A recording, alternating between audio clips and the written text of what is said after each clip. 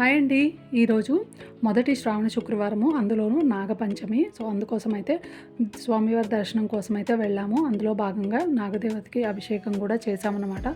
ఇక్కడ చూసారా, ఈ గుడి ఏంటంటే శివాలయం అనమాట. దీంట్లోనే అమ్మవారు, వినాయకుడు, రాముల వారు వీళ్ళందరూ కూడా ఉంటారు. ఇక్కడ రావి చెట్టు, వేప చెట్టు ఉంటుంది. దాని కింద నాగదేవత అయితే ఉంటుంది. అక్కడ అభిషేకం అయితే చేసాము. ఇక్కడ చూసారా, చాలా ఓపెన్ ప్లేస్ ఉంటుందన్నమాట.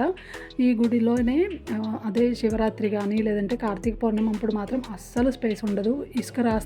ఇసుక వేస్తే రాళ్ళంత జనం అంటారు కదా, అంతమంది. అసలు చాలా సందడిగా ఉంటుందన్నమాట. చాలా విశిష్టంగా జరుపుతారు పూజలు అయితే. అండ్ ఇదే గుడిలో ఏంటంటే లాస్ట్ ఇయర్ చాగంటి గారు ప్రవచనాలు కూడా ఇచ్చారు. అప్పుడు కూడా వెళ్ళాము. ఇదేంటంటే బయట రావి చెట్టు, వేప చెట్టు ఉన్నాయి. అక్కడ అందరూ అయితే పూజ చేస్తున్నారు అనమాట. ఇక్కడ పుట్ట కూడా ఉంటుందన్నమాట స్వామివారిది. సో, అక్కడ అందరూ కూడా పూజ చేసుకున్నాం. నేనైతే ఈరోజు స్వామివారి దర్శనం ఇలా అయితే చేసుకున్నాను. చాలా హ్యాపీగా ఉంది.